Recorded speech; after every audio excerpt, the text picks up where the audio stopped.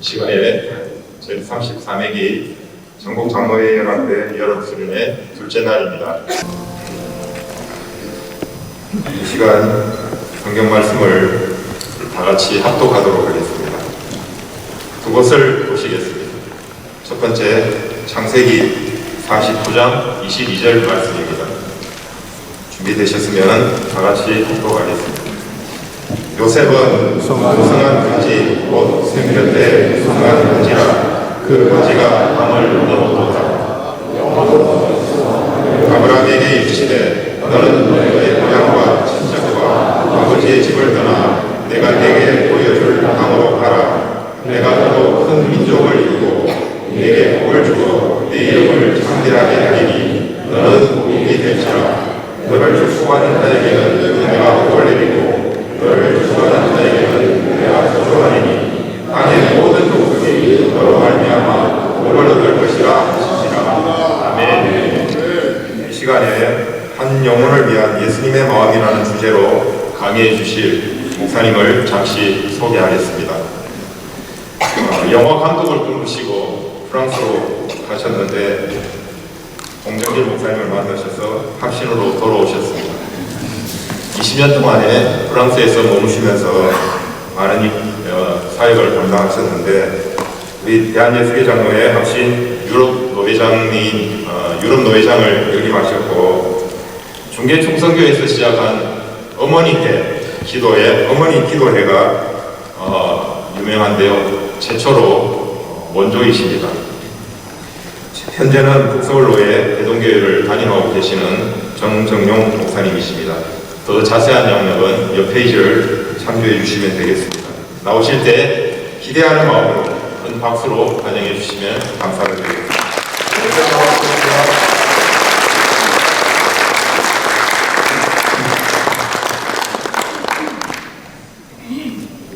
할렐루야. 하나님은 살아계십니다. 오늘 이 시간에도 저와 여러분 함께 하시는 분이심을 여러분 확신하시기 바랍니다. 제가 우리 프랑스에서 사역할 때하고 이 대동교회에서 사역할 때 보면 지금 이제 젊은이들과 초신자들이 많이 오고 있어요. 그래서 설교할 때 기존에 있었던 우리 장로님, 권사님, 집사님 수준에 맞추려고 하다 보면 앉아있는 분들이 교회를 처음 오신 분들이에요. 그러니까 이제 오전 예배 때는 교회를 처음 오신 분들에게 수준을 맞추려고 하고 오히려 젊은 예배를 만들었는데 젊은 예배 때 마음 편하게 설교합니다. 그런데 오늘 우리 장로님들과 권사님들이 대부분 계시잖아요. 그러다 보니까 제가 마음껏 말씀을 전하고 기독교적인 용어를 써도 다들 이해하실 것 같아서 너무 편안한 마음으로 말씀을 전할 수 있게 돼서 참 감사합니다. 여러분 제가 묻고 싶어요. 여러분 하나님은 전지전능하신 분이심을 믿으십니까? 네. 여러분 그리고 그 하나님은 지금도 살아계셔서 저와 여러분과 함께 하시는 분이심을 확신하십니까? 네. 그럼 저는 묻고 싶어요. 왜 그렇게 염려하시고 두려워하십니까? 그러면 여러분 우리가 이 땅에서 살아가는데 가장 큰 복은 돈을 많이 버는 것도 아니고 정말 장수도 복이지만 이 세상의 것은 영원하지 않다라는 것은 우리는 너무나 잘 알고 있습니다. 그렇죠? 그러면 정말로 여러분 이 세상에서 복을 받았다라는 것은 하나님을 알지 못하는 사람들, 이 땅의 삶이 전부인 것처럼 생각했던 사람들이 하나님의 전적인 은혜죠. 우리가 예수 믿고 싶어서 믿은 것이 아니라 하나님께서 저와 여러분에게 먼저 찾아오셔서 우리에게 믿음을 주셨지 않습니까? 그래서 저와 여러분들이 예수님은 나의 구세주라는 고백을 하게 되었어요. 이 예수 그리스도가 나의 구세주임을 믿고 영원한 천국에 이르게 된 구원을 받게 된 것 자체가 가장 큰 복이잖아요. 아닙니까? 네. 여러분 우리가 진정한 복이 무엇인지를 늘 헷갈릴 때가 있어요. 과거에는 예수 믿으면 복 받는다. 조영기 목사님이 여의도 승공교회에서 사준 축복론을 이야기하면서 예수 믿고 복 받자. 근데 여러분 예수 믿으면 복을 받지요? 맞지 않습니까? 그래서 여러분 우리가 저희 어렸을 때까지만 해도 힘들고 어려워서 한국 이 사회가 너무 어려웠어요. 그러다 보니까 예수 믿으면 복 받는다, 이게 일반 백성들의 민중들의 마음을 만졌습니다. 그런데 그것이 전부가 아니라 진짜 복은 무엇이냐면 온천지 만물을 창조하시고 지금도 살아계셔서 역사하고 계신 하나님, 세상 역사를 지금도 주장하고 계신 여호와 하나님과 동행하는 삶, 그분과 함께하는 삶이 가장 큰 복이잖아요. 아멘. 그래서 여러분 예수님을 이 땅에 보내셨을 때 그의 이름을 임마누엘, 니와 뱅두, 우리 곁에 함께 하시는, 우리와 동행하시는 분, 그 하나님이 오늘 이 시간에도 우리와 함께 하시는 분이심을 우리는 믿습니다. 아멘. 여러분, 저는 개인적으로 우리 장로님들, 권사님들께 참 감사드려요. 우리 합신이 이제 50년 가까이 되어가고 있잖아요. 제가 합신 23회예요. 지금 46회까지 딱 들어왔다고 하니까 제가 딱 중간이에요. 그런데 제가 신학교에 갔을 때 저보다 어린 친구들이 6명, 7명 있었고 다 자켓들이 많이 왔었습니다. 그때 IMF 때. 그런데 이 합신이 저랑 박윤선 우리 교수님과 더불어서 우리 교수님들이 온 마음을 다해서 또 우리 장로님들이 헌신을 해서 교단이 바르게 세워졌어요. 그렇게 40년, 50년 가까이 흐르고 난 다음에 보니까 어떤 현상이 일어났냐면, 여러분 우리가 합신하면요 상당히 지적입니다. 그리고 합신이 교단은 크진 않지만 한국교회를 주도하고 이끌어가고 기준이 되었어요. 제가 유럽에서 프랑스에 있으면서 유럽을 다닐 때 제가 합신 나왔습니다. 그러면 목사님들이 와서 일부러 찾아와서 악수를 해요. 아우, 정 목사님 심내교인 줄 알았는데 합신이에요. 그렇게 이야기를 합니다. 제가 코스타를 했기 때문에. 그런데 여러분 그만큼 중심이 되고 기준이 됐어요. 그런데 시간이 흐르면서 언제부턴가 사색적으로 변해요. 지적으로는 탁월한데 그 머리로 있는 이 지식이, 성경에 대한 신학적인 지식이 가슴으로 내려와서 발로 움직여야 되는데 언제부턴가 머리로만 있어요. 상당히 지식적이고 똑똑하고 탁월합니다. 그런데 여러분 정말로 저들이 삶의 현장, 목표 현장에 가면, 저는 목사니까요, 목회를요, 죄송해요, 우리 선배님들이나 후배님들이 저를 욕할 수도 있지만 하나님이 저에게 주신 말씀이니까, 제가 이 젊은 목사가 보기에 우리 합신 목사님들 큰 교회 몇 분들 빼고 보면요, 목회를 총장님 어디 가셨는지 모르겠는데요, 목회를 지질이 못해요. 제가 너무 속상했어요. 정 목사도 대동교회는 숫자가 몇 명이죠. 여러분 숫자가 중요한 게 아니잖아요. 제가 목회를 잘한다 못한다 차이는 뭐냐면요, 여러분 기존의 후임자로 가서 큰 교회에 가서, 여러분 큰 교회에 가서 교회를 유지하고 세우는 것도 놀라운 역사지만, 여러분 정말 한 영혼이 그 안에 들어오고 예수 믿지 않고 구원받는, 정말 하나님을 알지 못하는 사람들이 예수 믿고 구원받는 역사가 일어나야 되잖아요. 그런데 그 영혼들을, 한 영혼들을 돌보는데 진지기도 못해요.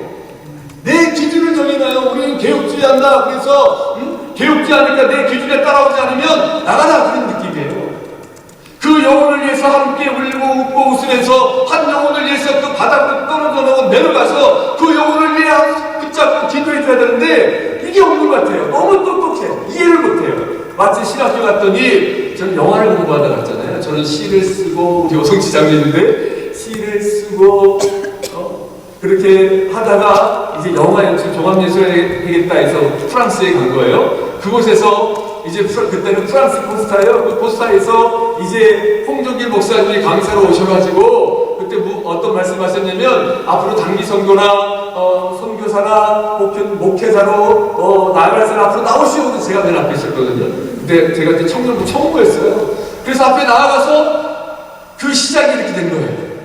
근데 그때 제가 98년에 한국에 와서 노숙자 사역을 했습니다. 수원에서 노숙자부터 섬겼어요. 그런데 그 섬기고 이제 신학교를 갔더니 신년 부부학번으로 들어갔어요. 갔는데 그때 뭐 서울대 출신, 우리나라 스카이 출신, 뭐 사회에서 정말 큰 일들을 감당하신 분들이 신학교 왔습니다. 근데 그분들이 다 훌륭하고 똑똑해 보였어요. 정말로 열심히 공부하는 것 같이 보였어요. 그런데 그분들의 삶을 바라보면 저는 처음부터 신학을 했던 사람이 아니잖아요. 그래서 그 목사님들, 전도사님 바라보니까 제가 충격을 받았던 게 뭐냐면 신학교에 가면 전도사님들 다 훌륭한 줄 알았어요. 아, 정말 대단한 줄 알았습니다. 그래서 저는 회개하고 노숙자들과 먹고 자면서 수원에서 수원역에 가서 막 돌아다니면서 열심히 사역하고 있는데 세상에 축구하고 족구를 하는데요. 지금 사라졌습니다. 합시는 삼각족구가 유명했는데요. 막 부딪히면서 쌍쌍 거리는 거예요.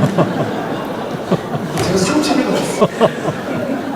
전도사님들이 겸손하고 막 거룩하고 무슨 뭐 잘못만 해도 다 내려올 줄 알았는데 할렐루야 할 줄 알았는데 너무너무 지금 이제 이해하죠. 사랑하는 여러분, 정말로 한 영혼을 향한 마음, 그 영혼을 품고 살아가는 마음, 그 영혼을 이해를 못하는 거예요. 그 영혼에 대해서 내려오지를 못하는 거예요. 네가 올라와라, 이런 느낌이죠. 신학교 갔더니 그때 성준 교수님이 그때 막 눈이 많이 편차를 시작했어요. 근데 그분 서울대 출신이잖아요. 우리 합신 교수님들이 다 똑똑하잖아요. 그런데 이분이 이제 학생들이 내가 이렇게 탁월하게 학생들을 가르쳤는데 내가 이렇게 훌륭한 교수인데 어떻게 비프를 맞을 수 있지? 감이 안 오시나 보죠? 그분은 기준에 다 A를 맞아야 돼요. 우리 최인원 장로님처럼 다 A를 맞아야 되는데 아니 어떻게 A 이하를 맞을 수 있지? 그런데 그분이 눈이 아프기 시작하고 연약해지기 시작하면서 신학생들의 마음을 이해하기 시작한 거예요. 그러면서 그분들을 그 신학생들에게 내려오면서부터 지적이 나타나기 시작한 거예요. 역사가 일어나기 시작하는 거예요. 사랑하는 여러분, 진짜 복이 무엇입니까? 여러분 오늘 여러분들이 이 자리에 있는 것 자체가 정말 복 받은 걸 믿으십니까? 아멘. 정말 여러분들 복 받으신 걸 믿으세요? 아멘. 그런데 우리 삶을 바라보세요. 복을 안 받는 것처럼 살아요. 왜 그럴까요? 너무나 마음 아프고 속상한 일들이 있습니다. 저는 오늘 이 자리를 통해서 하나님께서 저를 이곳에 세우셨다고 저는 믿습니다. 아멘. 저같이 무명한 자를 하나님이 이곳에 부르셨다는 것은 하나님께서 저를 통해서 우리 사랑하는 장로님들에게 전하실 말씀이 있다고 저는 믿습니다. 왜냐하면 저는 합신에서는 독특한 목사거든요. 제가 신학교 다닐 때 노숙자 사역하다 보니까 머리를 자를 수가 없었어요. 그리고 워낙에 영화 공부하다 왔잖아요. 그리고 모든 걸 다 내려놓고 와서 옷이 없었어요. 신학교 가니까 뭐 긴 바발 입고 다녔고 그 다음에 뭐 청바지 입고 다녔죠. 우리 때까지만 해도 다 이제 뭐 기지바지 입고 다니더라고요.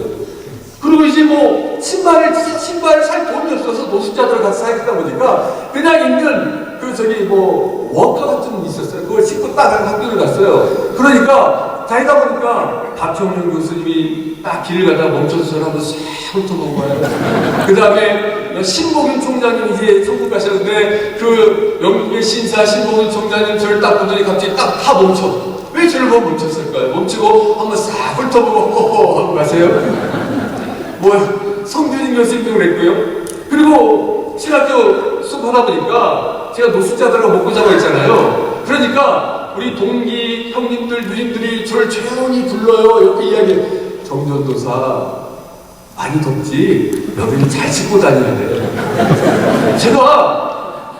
저는 몰랐어요. 지금 보니까 저한테 노숙자 냄새가 나요. 노숙자들은 먹고 자고 같이 있으니까요. 1년 6개월을 먹고 자고 있어요. 그런데 제가 이제 교회 사역한다고 이제 분당에 이제 갔는데 그리고 한 달 만에 제가 아저씨들과 먹고 자고 있던 노숙자 집에 들어갔는데 문을 열자마자 구석질이 나요. 사람이 이렇게 간사해요, 여러분. 그런데 그 노숙자들과 사역하면서 하나님이 많은 은혜를 주셨어요. 그분들 눈높이 내려가서 그분들을 섬기고 부족하지만 매일 말씀을 나누면서 그분들에게 하나님을 전하는 것. 시간이 지나 보니까 그게 하나님이 저에게 주신 큰 복이었고 축복이었다는 걸 그때는 몰랐는데 시간이 지나 보니까 알게 됐습니다. 사랑하는 여러분, 진짜 복은 이 땅에서 잘 먹고 잘 사는 것이 아니에요. 영원하지 않습니다. 우리에게 있는 소유는요, 영원하지 않아요. 한순간에 사라집니다. 그런데 여러분, 진짜 복은 온 천지 만물을 창조하시고 지금도 살아계신 역사하고 계신 그 하나님을 믿고 의지하며 그분과 동행하는 삶이에요. 정말 여러분 그분의 마음에 합한 사람이라고 한다면, 목회자와 장로와 성도라고 한다면 하나님이 그 한 사람에게 많은 것을 부어주실 줄 믿습니다. 그런데 그 복은요, 우리가 정말 복을 이야기할 때마다 아브라함을 이야기하는데 아브라함에게 하나님이 복을 주셨습니다. 내가 너로 하여금 복이 되게 하겠다고 했습니다. 복 자체가 되게 하겠다고 했어요. 근데 이건 뭐냐면 어제 이종 목사님도 말씀하셨지만 복의 통로, 축복의 통로가 되게 하시겠다라고 말씀하신 거예요. 근데 제가 고민이 생겼어요. 하나님 복을 주셨는데 막상 아브라함과 이삭과 야곱의 삶을 내다보면, 살펴보면, 성경에서 말하는 복받은 인생을 보면 전혀 복받지 않은 것 같아요. 여러분, 아브라함이 무슨 복 받았습니까? 아브라함 성경에 뭐 복을 받았다고 그랬어요? 갈대아 우리에서 잘 먹고 잘 살고 있었는데 하나님이 갑자기 하나님이란 신이, 여호와라는 신이 야훼가 딱 나타나서 아브라함에게 본토 친척 아비들을 떠나라는 거예요. 여러분 떠나겠습니까? 갑자기 여러분 우리 호산나 교회 장로님들이 계시는데 그 장로님들 보고 갑자기 떠나서 일본으로 가라, 아니면 제주도로 가라, 아니면 제주도 일본 또 좋은 나라니까요. 갑자기 지금 아프가니스탄으로 가라. 그럼 가시겠어요? 다 내려놓고 내가 너에게 제사했다고 가라. 가시겠냐고요. 하나님이 저한테 왜 그래요? 제가 뭐 잘못했습니까? 이렇게 말할 수도 모르겠습니다. 근데 여러분, 아브라함의 인생을 보십시오. 하나님이 아브라함에게 강권적으로 갈대아 우르를 떠나 가나안 땅 약속의 땅으로 인도하니까 아브라함이 어쩔 수 없이 간 거예요. 3번 4번 나타나서 아브라함에게 임하셔서 하나님이 강권적으로 아브라함을 인도한 거예요. 인도한 겁니다. 그래서 창세기 12장은 마침내 아브라함이 하나님 편에서 아브라함을 인도했다는 것을 우리는 믿지 알고 있습니다. 그렇잖아요? 근데 그 다음부터 아브라함이 하나님이 아들을 준다고 했는데 아들이 말했습니까? 여러분, 바닷가의 모리알고 하늘의 별처럼 많은 자손을 둔다고 했으면 그렇게 해야 되는데 결국 아브라함은 여러분 자기에게 사라와 통해 난 것은 이삭, 그 다음에 이스마엘, 그 다음에 또 누가 있나요? 복받는 것지 않았어요. 이방인의 삶이었습니다. 이방인들의 주변 원래 원주민들의 눈치를 보며 살았어요. 오늘날로 치면 여러분 아브라함은요 애노자예요. 애노자. 그렇지 않습니까? 외국인 노동자로 마찬가지였습니다. 불이익 받고 살 수밖에 없었는데 여호와를 믿음으로 인해서 복을 받아야 되는데 그 현실은 어려웠습니다. 여러분 이삭 보십시오. 이삭 보세요. 아브라함과 이삭은 어떻습니까? 100살이라는 아들인데 이삭의 삶을 봐보세요. 이삭의 삶을 바라보면요 우물만 바다가 갔어요. 그렇잖아요. 우물만 봤습니다. 여러분 열심히 우물을 파니까 어때요? 우물을 파니까 그 블레셋 사람, 그랄 땅에 블레셋 사람이 와서 다 뺏어갑니다.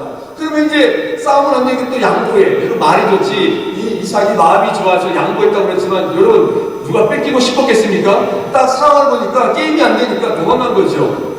그렇잖아요? 그러니까 여러분 피한 거예요. 우리는 프로가지리자야. 피해서 또 물 팝니다. 열심히 파요. 그러면 또 와서 또 뺏어가요. 또 팝니다. 또 뺏어가요. 이제 알아요. 그날 땅에 있는 블레셋 사람들이 아는 겁니다. 야, 이삭은 우물을 잘 파. 우리 가만히 기다리면 이삭이 우물을 파면 그때 뺏어가는데, 여러분 우리 한국 선교사님들이 우물을 끝까지 팝니다. 우리나라 선교사님들이 아프리카 가면요 물 찾고 물 파는 건 최고잖아요. 왜 그럴까요? 모르세요? 우리나라 선교사님들은요 물 나올 때까지 팝니다. 보통 100m, 150, 200 사는데 우리나라 선교사는 물 나올 때까지 파요. 미국 선교사, 캐나다 선교사, 호주 선교사들은 파다가 안 되면 지식적으로 파면 안 돼요. 100m까지 파다? 없다? 그냥 가요. 근데 우리나라 선교 가서 그냥 나올 때까지 파는 거예요. 그러니까 나오는 거죠. 근데 여러분 놀라운 사실이 있어요. 이삭이 우물을 파다가 도망갔는데 이주했는데 마지막에 하나님께서 그 자기가 판 몸을 양보한 몸을 팔 그 모든 지경들을 넓히시고 하나님이 다 이삭에게 그 땅에 지경과 영적인 리더십을 줬습니다. 르호봇의 하나님, 이 르호봇 아닙니까? 그 몸을 르호봇이라고 했어요. 그리고 브엘세바에서 이 아비멜렉, 여러분 아비멜렉은 어떤 사람일까요? 아비멜렉이라는 단어는 이름이기도 하지만 블레셋 왕들의 호칭이었잖아요. 아비멜렉이 와서 아비멜렉이 가만히 보니까 이삭은 부족하고 여러 가운데 우물파다가 양보하고 도망갈 것 같은데 우리가 아무리 이삭을 무너뜨리려고 해도 그의 아버지 아브라함부터 시작해서 보니까 무엇인지를 모르지만 여호와라는 신이 함께 이 이삭을 지켜주는 것 같아요. 그러니까 이 블레셋 왕 아비멜렉이 아무래도 우리가 이삭을 잘못 건드리면 무엇인지는 모르지만 어떤 신적인 존재에게 우리가 저주받을 것 같으니까 먼저 찾아와서 브엘세와 맹세하고 언약을 맺어요. 이게 은혜인 거예요. 이게 복인 겁니다, 여러분. 여러분, 야곱은 어떻습니까? 여러분, 야곱은요, 창세기 25장에서 큰 자가 작은 자를 섬기려는 이 약속의 말씀을 붙잡고 평생을 살았어요. 여기에서 질문 들어갑니다. 우리 장로님들은 조용히 계세요. 우리 대동기 장로님들. 자, 야곱이 여러분, 우리 야곱 생각하면 야곱의 이미지는 착한 이미지예요. 약간 나쁜 이미지가 있어요. 부정적인 이미지가 있어요. 이제 안 들려요. 이쪽이 부정적인 이미지예요? 착한 이미지예요? 부정적인 이미지죠? 근데 여러분 성경을 자세히 보시면요, 야곱은 부정적인 이미지가 아니라 어쩔 수 없이 연약한 인간의 모습이었을 뿐이에요. 그런데 여러분 여기서 퀴즈 들어갑니다. 여러분, 야곱은 아버지 이삭을 속이고 에서를 속이고 어머니 리베카와 함께 협착해서 이제 장자권의 축복을 받고 이 가나안 땅을 떠날 때가 몇 살이었을까요? 그때가 몇 살이었을까? 자, 이 선물을 제가 가지고 왔는데 이따가 맞추시는 분들 우리 대동대 성도들은 조용히 계셔야 돼요. 자, 질문 들어갑니다. 1번 10대, 2번 20대, 3번 30대, 4번 40대. 여러분 수능은 5번까지 있대요. 5번 약 80대. 자, 몇 번일까요? 자, 우리 몇 번? 5번. 박수 한번 주세요.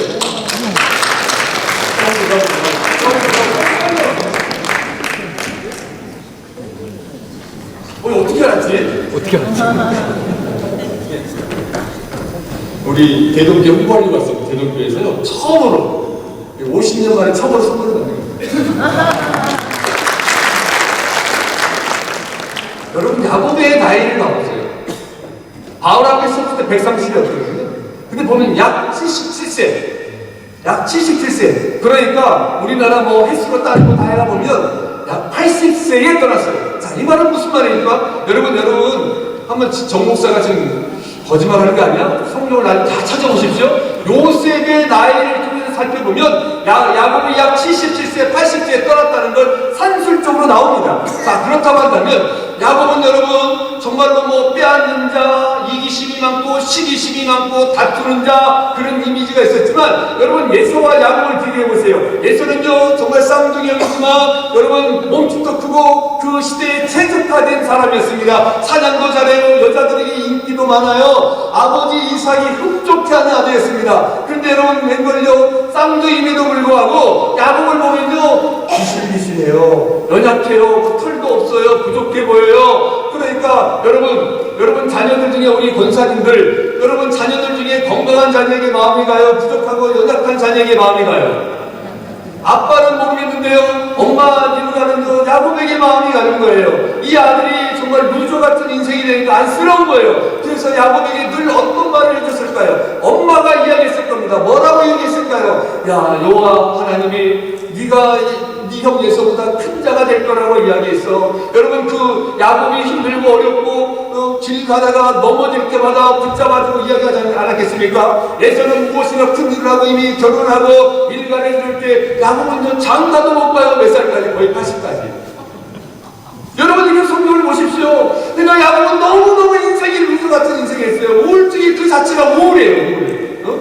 그런데 그런데 그 야곱이 자기가 할 수 있는 최선이 뭐냐면 그나마 장작된 축복이라도 뺏어보고 싶었던 거예요. 네가 안 될 줄 알면서도 형 예수에게 팥죽으로 축복을, 장작된 축복을 사고 그것도 안 되니까 마지막에 하다 안 돼서 엄마와 사기를 해서 아버지 이삭에게 정말로 장작된 축복을 에서인 것처럼, 야곱 자체는 안 돼요. 에서인 것처럼 해서 아버지 이삭을 속여서 장작된 축복을 빼앗고 이 사실을 에서가 죽이려고 달려들다가 도망간 거예요. 바다나람 파란 지역으로 애삼촌 라반이 있는 곳으로 도망갑니다. 거기서 또 20년 동안 거의 애노자 생활을 한 거 아니에요?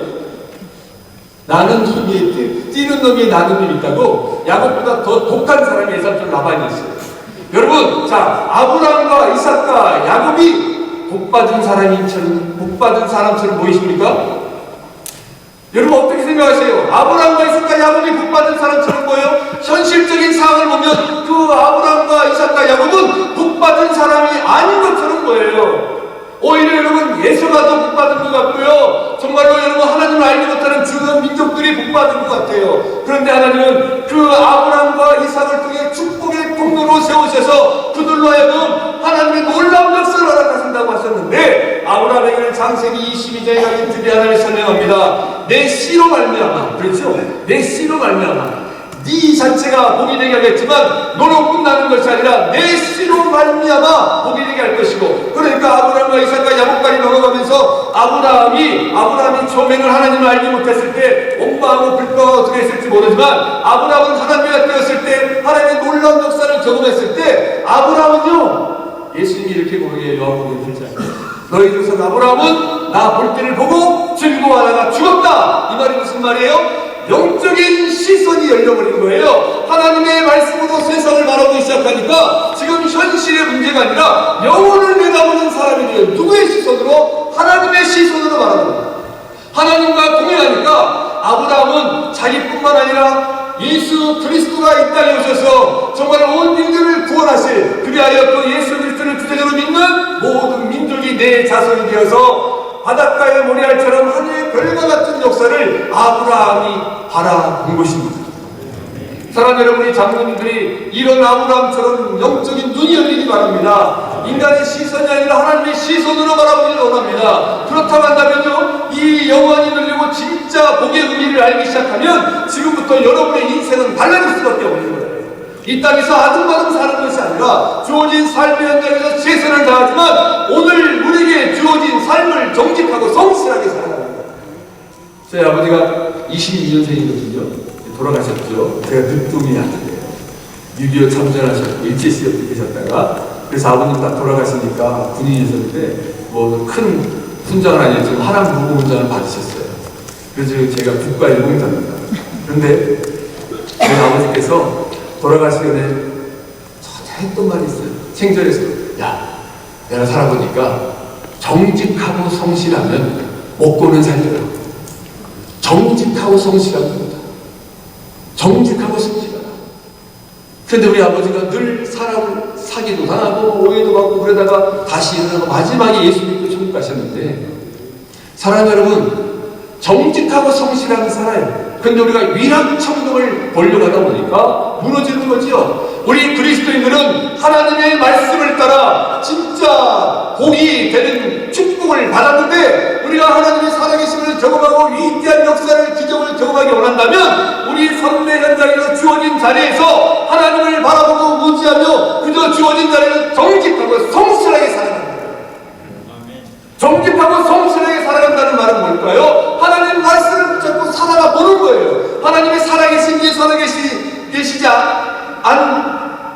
계시지 안 계신지를 보는 것은 우리가 말씀대로 살아보는 거예요. 우리가 말씀대로 살지 않다 보니까 무너지고 넘어지더라고요. 제가 프랑스에서 이제 목사가 돼서 다시 프랑스에 갔어요. 한국에 10년 동안 부교육자 생활하다가, 그리고 이제 15년간 제가 사례를 한 번도 받은 적이 없습니다. 제가 애가 셋이에요. 그런데 5인 가족이 사례를 한 번도 15년 동안 안 받았다니까 안 믿어요. 왜냐면 제가 우리 히스 합신세계선교회에 선교사로 파송이라고 찾아갔습니다. 그때 성신교회 있을 때, 송파에 있을 때. 그랬더니 그때 처음으로 이제 합신 총무님이 되신, 성교회 총무님 되신 분이 이기종 성교사님을 저쪽으로 해요. 정 목사님, 제가 우리 합신은 제 3세기에 선교하는데 프랑스로 내가 정 목사님 보낸 저 어른들한테 야단 맞아요. 그래서 거절당했어요. 근데 제가 생각해봐서 그때 내가 이게 롱코트를 입고 머리도 길었고 내가 그냥 목사처럼 2대 8로 딱 하고 이렇게 양보를 해서 이분들이 나를 다시 봤었지 않았을까? 그래서 제가 기도했어요. 기도했는데 하나님이 가래요. 그래서 프랑스로 가래요. 근데 기도하니 하나님 저 돈이 없는데요? 그러니까 기도하니 제 마음속에 하나님이 너 전세금 있잖아요. 전세금 있잖아요. 근데 제가 10년 동안 사역을 했고 열심히 부모님들을 도와준 게 있다 보니까 전세금이 서울에 제가 그때 중계 충성교회 사역하고 있었는데 중계동이 비싸서 못 가서 삼계동에 있는데 전세금 6,500만이었어요. 그럼 이것저것 다 하고 돈 송도 들고 나면 거의 1억 가까이 됐어요. 이것도 많은 거였어요 사실. 하나님, 일반 사람들은 전세금을 마지막에 드리고 종잣돈을 드리면 마지막 끝까지 간 건데 목사가 돈 없지만 이 전세금을 갖고 그럼 가겠습니다. 그래서 전세금 갖고 왔어요. 그때 여러분 세계 공항이 왔어요. 2008년에 다시 갔으니까. 그 다음에 여러분 막 공항에 와서 한 분이 1년에 막 2천을 가다가 1년 만에 또 파리가 여러분 정착이 제일 어려워요. 1년 만에 세상에 1억이 다 떨어졌어요. 그 다음부터 지금까지 하나님이 하나님의 방법으로 세워주시는데 이름 없이 밑도 없이 성도들이 후원금을 보내줘요. 선교비를 보내줘요. 여러분 이런 일들이 역사가 있어요. 제가 기도할 때 그랬어요. 여러분 저기 여기 장로님들 전자하시는 분들 하나님 제가 목사인데 돈이 없지 가오가 없습니까? 그랬어요. 하나님이 살아계시다고 한다면 제가 중계충성교회 김원가 목사님 비롯해서 제가 성도들에게 후원해달라는 말을 안 하겠습니다. 하나님이 살아계신 하나님 방법들의 역사를 주시죠 기도했어요. 그런데 그때부터 놀라운 일이 일어났어요. 김원가 목사님이 전화 옵니다. 성도들이 연락이 와요. 그러면서 필요한 게 오는데요. 놀라운 사실은요, 한 분이 계속해서 많이 하지 않아요. 돌아가면서요, 필요할 때. 누군가가 헌금을 해요. 제가 도저히 이해가 안 돼요. 저분이 어떻게 나한테 헌금을 했을까? 전화를 해봤습니다. 했더니, 목사님, TV 볼 때마다 뉴스에 에펠탑이 보여요. 잊을만한 뉴스에 에펠탑이 보여서 목사님 생각해서 헌금했습니다. 이런 역사가 일어나요. 그런데 그때 제가 여러분, 이 사역을 하면서 정말 복이 무엇인가를 설명하고 성도들 이야기했을 때요. 제가 우리 성도들은 익히 들어서 알고 있지만 제가 결정적으로 이 사역을 하고 제가 말씀드린 이제 한 영혼을 향한 예수의 마음 붙자 이 흔적을 갖자 이 마음을 제가 말씀을 전할 수 있게 된 배경은 뭐냐면요. 제가 이제 사역을 하고 막 제가 맡는 사역마다 부교자마다 막 부흥이 됐어요. 왜냐면 저는 그냥 목숨 걸고 사역을 했기 때문에요. 잠을 안 자고 사역을 했습니다. 저는 보통 4시간 자거든요. 그러니까 우리 후배들이나 성도들이 저를 따라오면 안 돼요. 저는 그 4시간만 자면 돼요. 지금도 뭐 우리 목사님 가고 했지만 뭐 11시 전에 교회 성도들 하도 빨리 가라고 해서 제가 가는 거지 그냥 그렇게 늘 사역해왔어요. 지금까지. 그런데 어느 날 이 사역할 수 있었던 배경에는 제 아이가 둘째가 태어났는데 6개월 때에 연세대 세버란스 병원에서요 소아암 판정을 받았습니다. 6개월에 돌지 않는다는 거예요.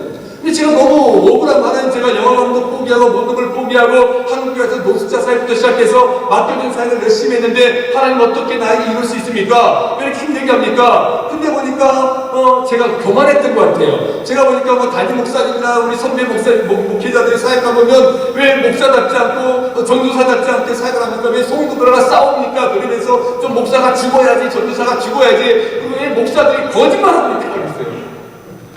우리 장로님들 거짓말하지 마십시오. 하나님 다 보고 계세요. 말씀하신 거 꼭 지키십시오. 실수로 다니시면 지키십시오. 그런데 이게 약속이 여러분 세상에서도요 말이 뒤집히면요 그 사람 안 만나요. 근데 여러분 제가 와서 보니까 목사님들 장로님들이 이렇게 막 뒤집어 오는지 모르겠어요. 근데 그런 걸 보면서 내가 상처를 받고 목회를 해야 될까 말아야 될까 막 그러고 있는 상황 속에 갑자기 6개월이 된 이 아들이 소아암 판정 받은 거예요. 너무 힘이 들고 어려운 거예요. 그래서 제가 한번 내가 목숨 걸고 기도해 보니라 하나님 살아계신지 안 살아계신지 증명해 주세요라고 제가 오산리 금식기도회에는 못 가게 갖고 제 스타일은 장로교 스타일이니까 수요일에 있는 영락기도원에 갔습니다. 그 영락기도원에서요 한 달을 기도했는 것 같아요. 목숨 걸기도 했으니 하나님 도대체 무엇입니까? 살려주세요. 기도문이 있어요. 거기는 장로교에서 만들었기 때문에 예배당 안에서 소리 질러도 기도를 못 못해요. 그러니까 기도를 해서 기도합니다. 기도하는데 이제 한 번은 예배당에서 기도하고 있었어요. 기도하다가 제가 졸았어요. 기도하다가 졸았습니다. 졸았는데 갑자기 제 생각에, 제가 직통계시 받은 거 아니에요. 제 생각에 하나님께서 저한테 이렇게 물은 것 같아요. 너 내가 너한테 양 한 마리 정도 목회하겠니? 내가 너한테 양 한 마리 정도 목회하겠니? 이렇게 물어요. 근데 제가 그때 애가 이제 소아암 판정 받은 애하고 제가 이제 4명이었잖아요. 제가 그랬어요. 하나님, 어떻게 성도, 양이 제 생각에 번뜩 드는 게, 어떻게 성도 4명 갖고 목회합니까? 우리가 어떻게 먹고 살아요? 제가 혼자 이야기한 거예요, 이야기. 그래서 내가 눈을 딱 떴어요. 잘못 듣는 것 같은데. 그래서 또 이제 기도했어요. 기도하고 하나님 우리 아들 살려주세요. 하나님 도대체 왜 그럽니까? 왜 저를 이렇게 부르셔서 막 수건수건 또 졸았던 것 같아요. 졸았는데 하나님 또 물어보는 것 같아요. 내가 너에게 약 한 마리 정도 목회하겠니? 하나님 어떻게 약 한 마리를 목회합니까? 저희들은 꿈이 있었습니다. 제가 신학교 갔을 때는 조용기 목사님만큼은 안 되더라도 대형교회 목사가 되고 싶고 많은 성도를 양육하고 싶고 나라 아버지과 열방을 섬기고 싶은데 그 정도는 해야지요. 막 안 됩니다. 어떻게 4명입니까? 근데 너무나 부자인데요. 또 한참을 기도합니다. 또 졸고 있었던 것 같아요. 저랑 하나님 또 물어봐요. 근데 그때 번뜩 제 마음속에 양 한 마리 삼성 이건희 회장이 생겨났어요. 그때 이건희 회장이 오지에, 아프리카 오지에 삼성 직원 한 명 보내면 여러분 이건희 회장이 삼성 직원 다 먹고 재워주고 입혀주고 모든 책임을 지고 연봉 억대 연봉 줘야 안 줘요? 삼성 직원분이 한 번도 없나 봐요? 억대 연봉 줘야 안 줘요? 삼성 이건희 회장도 그러는데 하나님이 저에게 양 한 마리를 한다면 네 하나님 제가 하겠습니다. 그 말이 끝나기 무섭게 하나님이 저에게 혼동을 치는데 내가 너에게 축복의 아들을 줬는데 왜 이렇게 원망하고 불평하냐? 내가 네 아들을 살려줄게. 제 마음속에 제가 그랬더니 심지어 제 아이가 6개월이잖아요. 6개월인데 번뜩 암 판정 받으니까 어떤 생각이 들어요? 돈이 어디 있습니까? 돈이 어디 있습니까? 그러면서 이 아이가 아프다고 막 새벽마다 우는 거예요. 그러니까 제가 이 아이를 데리고 이 병원에 가니까 이 암 환자실로 소아병동으로 보내잖아요. 그러면 일반 간호사한테 주사도 안 놓습니다. 수간호사랑 의사가 이 아이가 10줌이 모여야죠. 그러니까 안 보이니까 온몸이다 주사바늘 꽂다 뺐다는 2시간을 꽂아요. 그걸 보고 제 아내는 실수해 버렸어요. 저 혼자 있었습니다. 그러니까 제가 너무 화나니까 이 아이가 그러니까 제가 이 아이를 막 울면서 하나님 차라리 데려가시죠. 지금도 미안했지만 이 아이를 차라리 데려가시죠. 하나님 왜 이렇게 제가 지금도 미안해요. 그 아이가 이번에 대학을 갔거든요. 뉴욕의 보자대에서 미술대학에서 지금 에르메스하고 협업하고 하고 있는 이제 작가가 됐는데 근데 그 애가 컸습니다. 그런데 여러분 하나님이 그리고 난 다음에 신기하게 마음이 편안했어요. 그리고 병원에 갔는데 어떤 일이 벌어진다 하세요? 세브란스 병원이 보통 병원이 아니잖아요. 거기에서요 오진이잖아요. 오진. 제가 소송을 걸었을까요? 안 걸었을까요? 소송을 걸었을까요? 안 걸었을까요? 안 걸었어요. 하나님 살려줬습니다. 네. 하나님 살려주셨어요.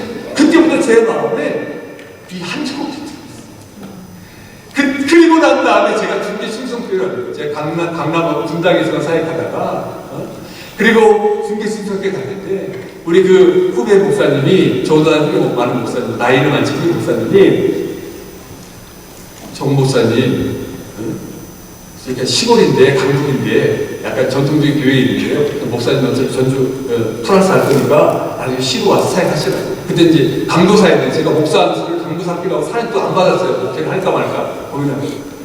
그랬더니 얼굴요 중계 신성교회 운행사을 했더니 강남이래요. 강북의 대치동이래요. 시로 갔는데 사역이 이렇게 많아요. 그러면서 이제 어머니 기도를 맡았던 거예요. 그때부터 어머니 기도를 이제 갔는데 제가 담당했을 때 한 100명이 안 됐습니다. 근데 그때 김원광 목사님 맡기니까 제가 거절했었는데 저는 문화사역하고 이런 거 하고 싶었거든요. 근데 어머니 기도는 제가 일반을 했습니다. 목사님 제가 엄마들의 감성을 만질 수 있습니다. 근데 김원광 목사님이 장점이 뭐냐면 여러 가지 계획을 이렇게 계획서로 올리면 마음껏 하게 했어요. 그래서 마음껏 하게 했는데 그때 우리 김재선 장로님을 같이 기도하셨는데 그때 안수집장이셨는데 재정 담당이었어요. 그러니까 김원광 목사님 말만 하면 이제 재정 같은 거 쓰면 김재선이 무조건 주는 거예요. 무조건 주는 거예요. 그러니까 하는데 마음껏 했죠. 그런데 놀라운 사실이 그때 이제 제가 받고 난 다음에 한 주에 100명씩이 오는 거예요. 그래서 1000명의 어머니들이 모이는데 충격파적으로 모이는데 그때 중교 신성교회가 1000명이 안 됐어요. 그런데 근데 그렇게 막 모이고 나는데요. 제가 어머니 기도가 부흥하고 전국교회 알려지기 전에 어떤 이야기를 했냐면 스태프들에게 제가 한 명 한 명에게 이런 이야기를 했습니다. 성경 공부를 하면서 기도를 했어요. 2시간씩 기도했습니다. 어떻게 했냐면 여기에서 여러분들이 정말 한정을 해서 기도하지 않으면 부흥할 수 없습니다. 우리가 기도해 봅시다. 근데 제 마음에 사람은 없는데 사람은 모일 방법이 없는데 하나님이 놀라운 역사를 주시겠다는 마음을 제게 계속 주셨어요. 그래서 제가 우리 스태프들에게 한 영혼을 위해서 기도합시다. 그러면서 교회 나오시는 분들, 교회 나오지 않는 분, 여러분 친구들 중보기도 제목을 다 받아서 한 2시간 동안은 매일 기도했어요. 매일 기도했습니다. 그리고 정기적으로 기도하고 그러다 보니까 1년이 안 돼서 우리 어머니들이 스태프들이 놀라기 시작하니까 진짜 한 이제 100명씩이 오는데요. 저희 스태프 중계 충성교회가 공단을 4번을 구축했어요. 그리고 하나님이 이제 프랑스로 보냈습니다. 근데 프랑스로 보냈는데 이제 그러면 이제 많은 성도들이 야 역시 정 목사님은 달라요. 정 목사님은 프랑스가 더 큰 목회를 할 아니 왜 이렇게 다들 말씀하시는데요. 정 목사님은 큰 목회를 하실 거예요. 그 얘기를 해요. 그게 저는 설명을 하다 지쳐서 안 해요. 여러분 숫자가 많아야 큰 목회가 아니잖아요. 근데 이제 프랑스에 갔다는 것은 뭐냐면요. 큰 목회를 포기한 겁니다. 그래서 여러분 제가 청년대 유학을 했었기 때문에 프랑스를 갔는데 또 프랑스에 사역을 하는데요. 파리에서 600km 떨어진 곳에 그르노블이라는 곳이 있습니다. 파리에서 600km 알프스의 수도예요. 프랑스에. 그리고 바로 옆에 제네바가 있고요. 바로 밑으로 내려가면 토리노가 있습니다. 쭉 탄 자동차로 5시간 반 가면 바르셀로나가 있어요. 그런 지역이에요. 지금 유럽의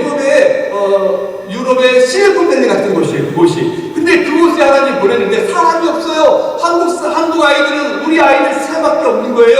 그런데 거기서 이제 교회를 시작하라고 하는데 정말 이거 얼마나 난감합니까? 근데 기존에 한인교회가 있었는데 그 교회는 사람도 없고 일단 한국 사람도 없고 그런데 그곳에서 교회를 시작하려 했는데요. 하나님이 12년 동안 사람들을 보내주기 시작합니다. 여러분 제가 내성적으로 보여요? 외성적으로 보여요? 외향적으로 보여요? 내성적으로 보여요?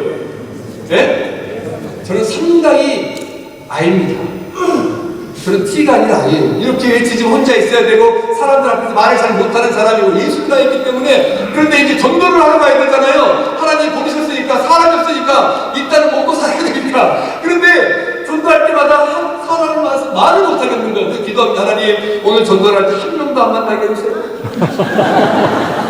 그래서 전도하러 가요. 그냥 가요. 가면 만납니다. 그러면 한국 사람, 중국 사람, 동양 누구 뛰어가. 일단은 뛰어가요. 뛰어가서 이야기하고 전도하고 실패하고 무시당하고 때로는 넉살을 잡고 당하고 때로는 제가 제 안에 얘기했지만 어떻게든 이제 테러도 당할 위협도 있고 이런 것들을 겪습니다. 그런데 하나님이 12년 동안 사람들을 보내주시고 또 이제 한국 학생들뿐만 아니라 여러 나라 아이들을 보냅니다. 12년 학생들을 보내주는데 매주 영어, 불어, 중국어로 통역을 하면서 예배를 드리는데 통역기가 있습니까? 뭐가 있습니까? 그냥 한쪽 구석에서 불어 통역, 한쪽 구석에 영어 통역, 한쪽에서 중국어 통역, 중국 애들이 그렇게 많아요. 그래서 이제 저도 그냥 한국말을 설교를 하면요 한국에서 교회를 다니다가 온 애들은 적응을 못해요. 근데 저는 대부분 불신자를 공개했거든요. 그러니까 전도하다 보니까 와서 하는데 그 한 영혼이 불쌍하고 귀에서 말씀을 막 전했습니다. 그러고 있는 찰나에 이 아이들이 어학을 끝나고 이제 우리나라는 다 서울 가든지 파리만 가려고 그러잖아요. 파리를 가야 되잖아요. 서울을 가야 되잖아요. 인서울 해야 되잖아요. 여러분 자녀들은 다 인서울 하셨습니까? 손주들은 인서울 하셨나요? 근데 이제 파리로 간 아이들이 있는데 제가 전도를 하는데 대부분 불신자다 보니까 파리에 가면 한인교회를 가는데 적응을 못해요. 목사님들이 청년들이 오면요 별로 신경을 안 써. 왜냐면 돈이 안 돼. 애들은 뭔가를 투자를 해야 돼. 먹이고 저희가 매주 50명에서 70명을 매주 먹이고 매주 떠나버리는 사역을 해요. 1년에 100명씩 떠나버렸습니다. 전도하고 학습 주고 세를 주고 떠나는 거예요. 일을 시키지 않으면 떠나는 거예요. 그래서 파리를 갔는데 파리를 가니까 제 아는 교회 한인교회 청년들을 다 소개했습니다. 기쁜 마음으로 합니다. 웬걸려 그르노블처럼 저희처럼 다르니까 이 학생들이 교회를 떠나는 거예요. 근데 관심도 없거든요. 떠나는 겁니다. 근데 오늘 한 청년이 저한테 전화가 왔어요. 목사님 오시면 저 교회 갈게요. 목사님 오시면 교회 갈게요. 근데 그 한 명 파리야 그르노블 600km 몇 킬로? 600km. 왕복하면 몇 킬로예요? 1200km. 서울과 부산 몇 킬로인지 아세요? 아마 감이 안 날 거예요. 근데 제가 기도했습니다. 제가 저한테 하나님 한 용을 주셨잖아요. 기도했습니다. 기도하는 날 한게 가리래요. 제가 잘못 들은 것 같아요. 돈도 없었어요. 그때 저희가, 제 아내가 교회 개척하고 2년 반을 하루에 한 끼 먹었어요. 여러분 안 믿으실 거예요. 제가 프랑스에 있으니까. 정말 2년 반 동안 하루에 한 끼 먹었어요. 그렇게 이제 갔는데 한 명이 저보고 오래요. 목사님 와주시면 가겠대. 그 자식이 건축 가르치는데 이렇게 목사님 갈게요. 근데 그 말이 저한테 꽂힌 기도해서 하나님 가래요. 가겠습니다. 파리야 그걸로 오거나 교통비 한 50만 원, 60만 원이에요. 우리 형님이 뭐 있겠습니까? 청년들 제가 먹여줘요. 우리 사역은요, 청년들이 오면 부담됐어요. 하나님, 제가 오면 더 먹겠습니다. 제가 오면 재정이 없는데. 늘 그런 식이었습니다. 그런데 가기 시작했습니다. 그걸 10년간 매일 갔어요. 제 아내가 금요일날은 부동산까지 주중에 제사에 가고 금요일날에 토요일날 갑니다. 근데 파업도 있고 비가 오나 눈이 오나 이런 모든 일들이 있을 때 제가 그냥 가는 거예요. 가서 그냥 사역을 하는 거예요. 근데 그 자식이 세상에 한 달간은 한번 가버린 거예요.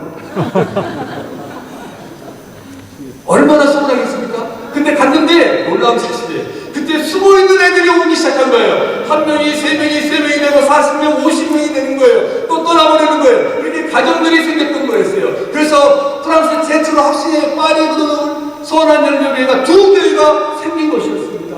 그렇게 한 영혼의 관심을 갖게 했어요. 늘 그렇게 살았던 거였어요. 무슨 말을 드리고 싶냐면, 여러분, 제가 힘들면 어려웠지만, 진짜로 뭐냐면, 제가 지금 생각해봐요. 기적인 것 같아요. 매주 파리 브루노를 오고 갑니다. 거기에서 여러분, 데모를 하거나 파업을 하잖아요. 거기 떼집이가 안 다녀요. 그러면 차를 갖고 가면 왕복 12시간이 갑니다. 그러면요, 브루노를 파리에서 오전 9시 반 예배를, 9시 예배를 드리고요. 끝나자마자 나 갈게 하고 쭉 내려오면 차로 5시간에 주파해야 돼요. 왜 와서 화장실 주변에 한 번 쫙 가요? 5-6시간을 타고 와요? 그러면 그러는 시간을 이제 5시 반으로 프랑스에 빌려니까 예배를 드리고 저녁을 놓고 또 가요. 이렇게 이 시간들을 감당해야 하는데 하나님이 한 번도 예배에 빠지지 않도록 지켜줬던 자체, 그 시간 하나님이 나와 함께 하셨고, 이게 복이었구나. 하나님의 살아계심이 연구했구나. 그래가지고 지금도요, 돈이 없어서 못한다는 말을 제일 싫어해요. 제가 우리 대동교회 가서 무슨 일 합시다. 그러니까 어른들이 많다 보니까 대동교회 리프트를 공사해야 되겠어요. 어른들이 많다 보니까 뒤로 내려가 계단을. 분당이 지하다 보니까. 그래서 제가 리프트를 해야 되니까 엘리베이터는 한 6억 정도 들은 거예요. 근데 리프트는 제가 프랑스에 갔다 보니까 작으니까 리프트 승강기가 있습니다. 근데 그 돈이 다 이것저것 해도 6천만 원, 또 외국에서 7천 원, 1억도 안 들어. 근데 돈이 하나도 없어요. 돈이 하나도 없으니까 장로님 얘기하니까 돈이 없습니다. 그러니까 제가 우리 돈이 없으면 기도합시다. 장로님 기도해요. 하나님이 치료줄 테니까 기도해요. 그래서 기도했어요. 기도했더니 우리 교회에서 가장 어려운 분 한 분이 와서 찾아와서 자기가 헌금 말렸대요. 헌금 말렸습니다. 5번 말렸습니다. 아내랑 상의하십시오. 말렸어요. 근데 어떻게 헌금하시는지 아세요? 임대아파트 사는데 전세로 사는데 그 전세를 월세로 돌리고 4천만 원을 헌금하겠대요. 그걸 말렸어요. 근데 하시겠대요. 결국 5천만 원 하셨어요. 그게 마지막 우리 내가 막 헌금이 오고 우리 교회 앞에 서정희 씨가 살아요. 서정희 씨 아세요? 서정희 씨를 아는 당신들은, 여러분들은 연세가 있습니다. 서정희 씨가 새벽마다 우리 교회 오는데 그 이야기를 듣고 2천만 원을 헌금했어요. 그러면서 이런 역사가 일어나니까 어떤 한 장로님이 저를 찾아와서 이야기해요. 목사님, 저 이제 목사님이 무슨 일을 하자고 그럴 때 돈 없단 말 안 하겠습니다. 여러분 기도하시면 되잖아요. 왜? 하나님 살아계신다면서요. 제가 지금 여러분 지금까지 하는 이야기가 뭐냐면, 진짜 복은 뭐냐면, 진짜 복은 하나님과 동행하며 하나님을 인격적으로 만나며 또 하나님과 친구처럼 대화하면서 하나님과 늘 살아가는 삶, 이 자체가 복이라는 거예요. 여러분, 예수님이 말씀이 주에 이 땅에 오셨습니다. 그분이 인카네이션 성육신 하셨습니다. 이 말씀이 의미가 뭐예요? 예수님이, 하나님이 인간의 눈높이에 내려와서 여성의 자궁으로 통해서 이 땅에 오셔서 가장 낮고 낮은 신이 여성의 사람의 몸을 입고 왔다는 것 자체가 여러분 모든 걸 내려놓은 거 아닙니까? 그 하나님이 인간의 몸을 이 땅에 오셔서 인간의 눈높이 나로 계속 설명해주고 이야기합니다. 성경 전체를 보십시오. 하나님은 한 번도 윽박지르신 적이 없어요. 인격적으로 오셔서 인격적으로 설명하고 이해하고 참고 견디며 이런 이야기를 하셨어요. 그러면서 내가 복이다, 내가 너와 함께 있는 복이다, 내가 너와 함께 있는 것이 전부이지 않느냐라는 식으로 이렇게 계속해서 설명하고 말씀하고 있는 거예요. 여러분, 이것이 복입니다. 하나님과 우리와 함께하는 거, 우리가 또 하나님과 동의하며 삶을 살아가는 거, 이것이 복인 줄 믿으시기 바랍니다. 그 다음부터 두려움이 없어지는 거예요. 그냥 기도만 할 뿐이에요. 돈이 없거나 사람이 없거나 이제는 저 사람 몇 명 모이는 게 중요하지 않아요. 하나님이 제 시선을 뛰어들는데요. 제가 결국 한 15년 동안 코로나가 없었으면 더 빨리 올 수 있었는데 제가 저를 기억에 제가 하나님 1000명 떠나버리면 보내실 거예요 그랬거든요. 근데 1000명이 코로나 때문에 좀 늦어져서 15년 만에 1000명을 떠나보내고 하나님이 저를 한국으로 인도하셔서 또 사명을 주셨는데 그래서 제 대동교회 온 것 같아요. 대동교회. 그런데 이 사역을 해가면서 느끼는 게 뭐냐면 하나님께서 우리가 지금 이 창세기 49장 22절이 우리 주제의 성구잖아요. 축복의 통로가 되시잖아요. 근데 여러분 요셉을 통해서는 이야기하는 게 뭐냐면 복을 흘러는 아브람도 마찬가지고 복을 흘려보내는 거예요. 무성한 가지처럼 정말 복을 흘려보내고 무성한 가지가 샘 곁에 무성한 가지가 뻗어내는 거잖아요. 근데 여러분 샘 곁에 무성한 가지는 어제 이주영 목사님도 말씀하셨지만 하나님의 은혜 안에 깊이 뿌리를 내리면 하나님의 말씀 안에 깊이 뿌리를 내리면 하나님과 함께 늘 거하고 걸어가면 그 답을 넘는 가지가 자신의 가족뿐만 아니라 민족을 넘어 이방 땅과 사람들에게까지 복이 흘러가는 것을 보게 하겠다는 거예요. 그 약속을 주겠다는 거예요. 처음에 네가 축복의 통로가 되게 하라, 축복의 통로가 되라. 그 다음에 이제 아브라함이 이야기하셨고 이삭과 야곱을 통해서 이게 내 가족뿐만 아니라 이방에게 흘러가고 내 씨로 말미암아 예수 그리스도로 말미암아 이 복이 흘러가는 것들을 계속해서 설명해 주신다는 것이죠. 그러니까 이게 진짜 복이라는 것을 우리는 잊고 있었어요. 그러므로 다시 한번 기억하시기 바랍니다. 정말 요셉에게 이야기했던 것은요, 가지가 답을 넘어가는 역사인데요. 하나님이 저에게 이제 많은 은혜를 주신 것 가운데 하나가 지경이 넓혀졌는데, 여러분, 우리가 기도할 때, 여러분, 교회와 가정만을 위해서 기도합니까? 아니면 기도하다 보면 나라와 민족과 열방, 북한, 통일된 조국까지 막 다 기도합니까? 여러분의 기도의 지경은 어때요? 영적인 지경을 넓혀간다는 것은 뭐냐면요. 기도하다 보니까 하나님이 저에게 어떤 이미지를 주셨냐면, 저는 이제 영화 감독을 꿈꿨기 때문에 성경을 보거나 모든 영상으로 하나님 제게 은혜를 있어요. 이 장면이 영상으로 어떻게 씬을 만들고 영상을 주시는데, 하나님이 저한테 제가 기도해서 할 때 하나님이 지경을 넓히는 이야기 하는데, 땅 따먹기를 섭니다. 땅 따먹기. 땅 따먹기 아세요? 오징어 게임도 아시죠? 땅 따먹기 해보셨죠? 어렸을 때. 그래, 돌을 네 집을 소란병처럼 우리 동네 그렇게 했는데 돌한테 딱 그리고 그 다음에 돌을 딱 넣어서 다시 두르면 내 땅이 되잖아요. 지금 고양이 되는데요. 그럼 이제 고개 끄덕이시는 우리 동네 비슷한데. 그런데 그렇게 돌아요? 근데 마치 어떤 느낌이냐면 제가 한 용어는 우리 청년 늘 떠났잖아요. 근데 떠난 애들이 파리를 떠나서 런던, 뉴욕, 그 다음에 이제 중동지역, 서울 전 세계를 갔는데 그 아이들이 가는 곳마다 저의 지경이 되더라는 거예요. 아멘입니까?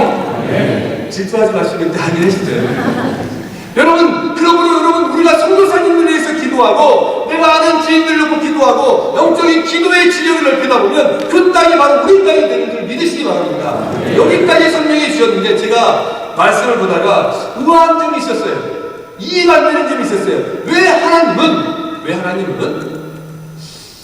야곱을 통해 이스라엘을 만드셨고, 그런데 하나님이 야곱의 12 아들 중에 왜 요셉에게 이렇게 창세기 49장에 가장 많은 할애를 해서 축복을 줬는데 유다와 요셉이 중심이 되는데 왜 요셉을 통해서 예수 그리스도가 나지 않았을까? 오히려 유다를 통해서 났을까? 이 생각을 해봤습니다. 물론 여러분 우리가 잘 아는 것처럼 이건 하나님의 전적인 섭리, 영적인 하나님 절대 주권 안에 이루어진 것이잖아요. 그런데 의아했어요. 근데 가만히 살펴보니까 이건 정 목사에게 하나님 주신 깨달음일 수도 있어요. 근데 제가 말씀을 보면서 살펴본 가운데 요셉은 하나님이 복의 통로로 선교적 사명을 감당한 인물로서 이방의 생명을 내렸잖아요. 여러분 요셉이 이집트에 팔려갔잖아요. 거기에서 형들과 아버지 다 불러들였고 요셉을 통해서 하나님께서 이방 사람들까지 생명을 지켜줬잖아요. 보여줬잖아요. 그러고 하나님은 요셉을 통해서 복의 통로로 선교적 사명을 감당한 인물로 이방의 생명을 전했다고 한다면, 유다는 왕권의 계보를 이어서 예수 그리스도, 즉 메시아가 오시는 길을 예비한 지파였다는 것입니다. 즉 요셉은 그리스도의 복음 사역을 예표하고, 유다는 메시아의 활동을 통해서 그리스도의 통치권을 예표했다라는 사실을 우리가 알 수 있어요. 그러므로 예수님은 요셉처럼 생명을 살리시고 유다처럼 다스리시는 참 메시아로 이 땅에 오셨다라는 것을 이해하게 됐습니다. 사랑하는 여러분, 성경을 한번 간단히 살펴보세요. 우리가 축복의 땅에 보면 참 중요한 말씀인데, 자 보세요. 제가 간단하게 성경 전체를 인물로 싹 요약해 볼게요. 자, 최초의 첫사람이 누구죠? 아담. 그 다음에 아담의 두 아들이 누구예요? 가인과 아벨. 가인과 아벨에서 가인이 아벨을 죽였잖아요. 그래서 아벨을 대신해서 하나님이 어떤 아들을 주셨죠? 셋이 됐어요. 쉽게 얘기하면 셋이 됐어요. 그 다음에 셋 이후에 이제 어떤 일들이 벌어지죠? 노아의 홍수가 일어나요. 노아의 통해서 홍수가 일어나고, 그 다음에 홍수 사건 이후에 또 노아의 자녀들 중에 하나님이 새로운 역사를 아담처럼 써가는데, 그러고 난 다음에 어떤 사건이 일어나죠? 성경을 잘 생각해 보세요. 어떤 사건이 일어나요? 바벨탑 사건이 일어나죠? 인간이 하나님처럼 되려고 했던 바벨탑 사건. 그 다음에 누가 등장해요? 그 다음에 성경의 중요한 인물이 누가 등장합니까? 창세기 11장 마지막 부분에서 12절부터 아브라함, 이삭, 야곱, 요셉을 통해서 이집트를 갖고, 요셉 이후에 하나님은 누구를 통해서 이스라엘 백성들을 출애굽시키죠? 모세를 통해서 430년간 노예 생활하는 이스라엘 백성들을 모세를 통해서 출애굽시킵니다. 그 다음에 모세 이후에 누가 등장해요? 요수아와 갈렙. 요수아를 통해서 가나안 정복 정쟁을 하고, 요수아 갈렙 이후에 이제 누가 등장해요? 다윗 전에 사사들이 등장하죠. 사무엘 선지자를 통해서 사사가 나오고 마지막에 사무엘이 등장하면서 이제 왕정이 이제 시작되는데, 자, 사사 시대는 끊임없이 이스라엘 백성들이 하나님을 떠나고, 그 다음에 하나님을 심판하시고 회개하고 사사를 보내서 구원하시는, 이게 반복되잖아요. 사사 이후에 사무엘 선지자 때에 왕이 등장하잖아요. 그러면서 여러분, 이스라엘의 왕 사울왕, 다윗왕, 솔로몬까지 들어가잖아요. 그죠? 솔로몬 들어갑니다. 그러면서 열왕기상하, 역대상하 오면서 왕들이 시작돼요. 이게 이스라엘의 전부입니다. 그런데 이때 이스라엘 백성들이 솔로몬 이후에 로봇과 여로보암 때에 남북으로 갈라져요. 남북으로 갈라지면서 이때 이스라엘 백성들이 하나님을 떠나니까 누구를 보내줘요? 누구를 하나님 보내세요? 아니, 선지자를 보내시잖아요. 선지자를 보내세요. 그게 말라기까지. 그리고 하나님께서 예표하신 대로 그 다음에 이제 복음서가 와서 예수 그리스도가 이 땅에 오시고, 사도행전 예수님의 승천과 부활 이후에 십자가 사건, 승천, 부활 이후에 사도행전이 시작되면서 교회의 역사가 시작되잖아요. 사도행전이 신약의 역사잖아요. 그 사도행전을 통해서 사도행전 11장 전후로 이제 베드로와 이제 사도 바울의 활동이, 이 전도의 역사가 기록되잖아요. 그러면서 이제 초대교회의 교회들이 세워져가는 역사 속에서 이제 사도들과 사도 바울이 그 교회를 이루하고 회복하기 위해서 편지를 쓴 서신서가 이제 요한계시록까지 이어집니다. 이게 성경의 역사예요. 그렇잖아요. 근데 여러분 잘 보세요. 이렇게 해서 하나님이 놀라운 역사를 주시고 은혜를 이어갔는데, 또 궁금한 게 요셉의 두 아들이 있어요. 요셉의 두 아들, 이스라엘의 양자로 들어가서 지파가 됐죠. 혹시 요셉의 두 아들 이름을 아시는 분? 이제 소문 뭐죠? 네, 소문 하나 드릴게요. 얼른 이거 여기 요즘 유행인 거예요. 아주 저기 텀블러인데요. 너무 예쁩니다. 자, 므낫세와 에브라임. 근데 여러분 잘 봐보세요. 여러분, 요셉을 통해서 므낫세와 에브라임 지파가 이제 각 지파가 있고, 솔로몬 이후에 북이스라엘의 중심은 누구를 중심으로 나라가 세워졌죠? 에브라임을 통해서. 여러분, 에브라임은 요셉 지파의 정통 속으로 간 거 아닙니까? 그렇잖아요? 근데 요셉 지파가 요셉을 통해 이 창세기 40장 22절의 말씀처럼 축복의 통로가 되고 답을 얻는 가지가 돼야 되는데, 요셉의 이 복이 세상으로 흘러가지 않고 자기들 안에 갇혀 있을 때 바로 북이스라엘처럼 하나님을 떠나고 타락해 버렸다는 사실이에요. 지금 무슨 말이냐면, 여러분, 물이 보이면 썩잖아요.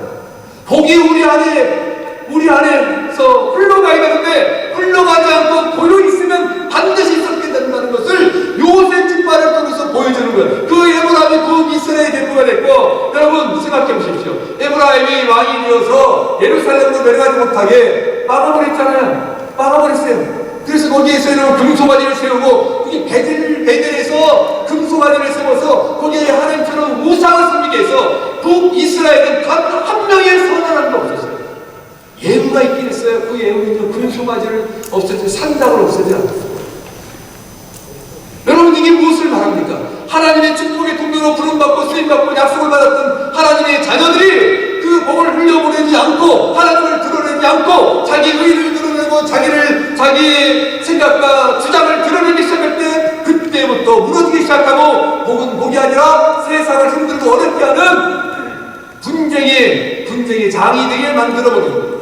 그나마 유다에서는 하나님께서 복을 주셔서 선한 왕들이 나타났지만 이렇게 축복이 흘러가지 않으면 무너집니다. 제가 유럽에 있으면서 제가 만약에 한국에 계속 있다 한다면요, 아마 미국과 한국은 밀접한 관계가 있잖아요. 우리가 여러분, 외국에서 미국을 제외한 다른 나라에서 한국을 어떻게 바라보는지 아십니까?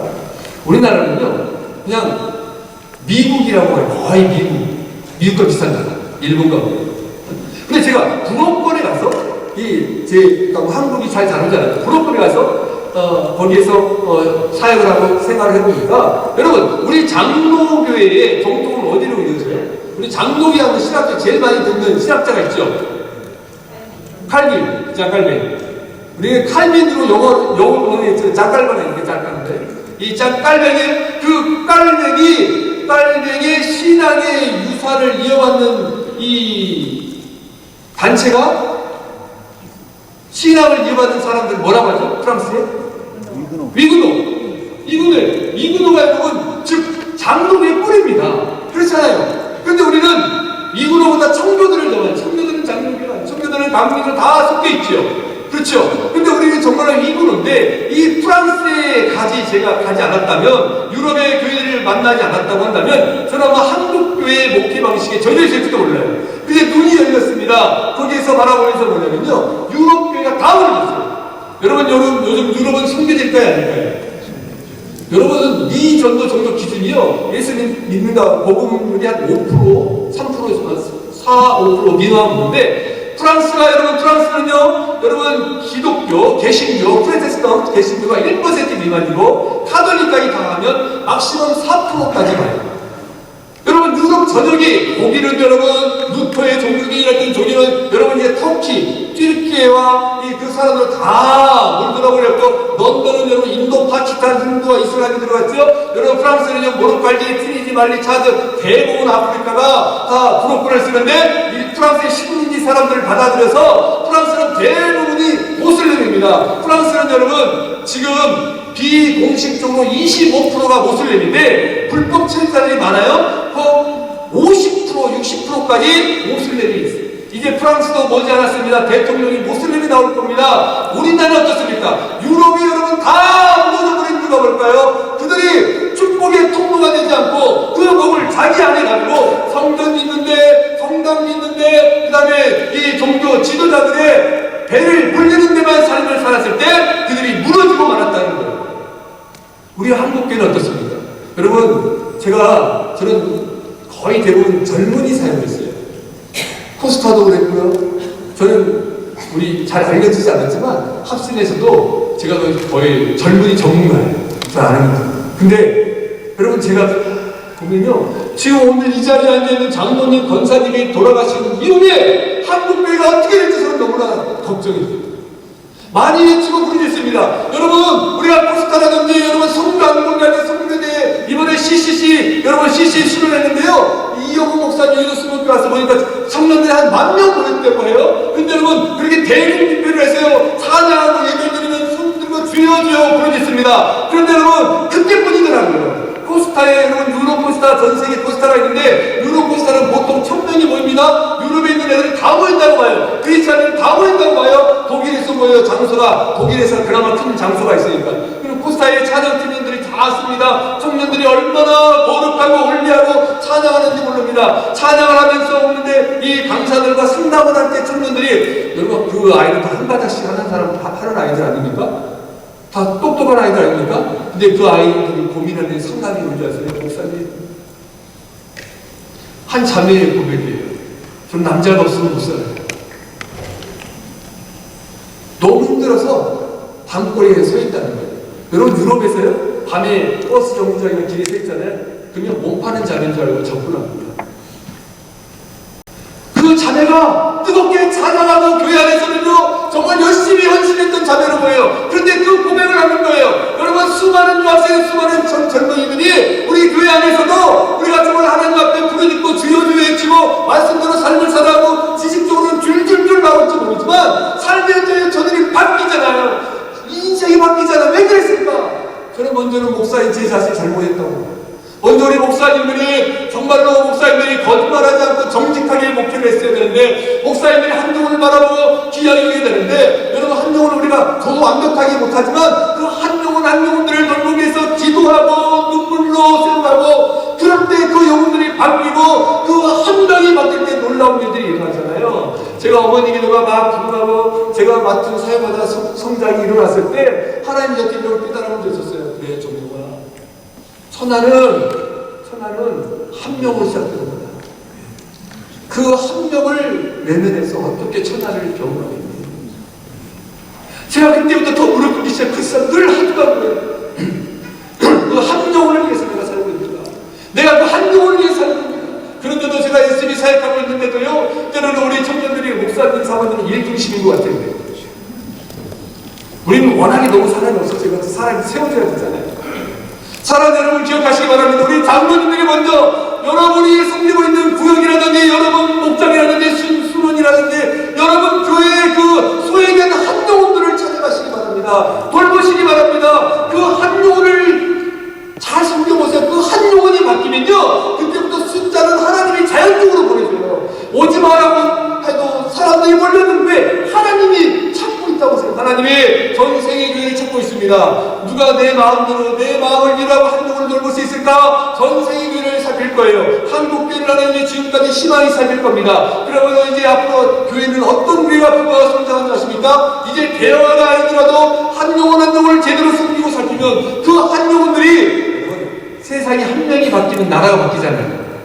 지도자 한 명이 바뀌면 나라가 바뀌잖아요. 여러분 선지자들 다 한 명씩 했잖아요. 동시에 활동한 선지자 있었지만 대부분 한 명을 불렀습니다. 한 명을 세웠었습니다. 그 한 명이 좋아 여러분이 돼서 우리 장로님, 여러분 장로님들 이제 은퇴하신 분들, 은퇴한 장로님 죄송해요. 은퇴한 장로님 뭐 하십니까? 여러분 새벽마다 기도하시고 철학 기도하시고 제발 교회를 위해서 기도하시고 손주들을 위해서 기도하시고 기도하다가 돌아가셔야죠. 네. 기도하셔야죠. 여러분 기도가 능력인 걸 알면서도 기도하지 않습니까?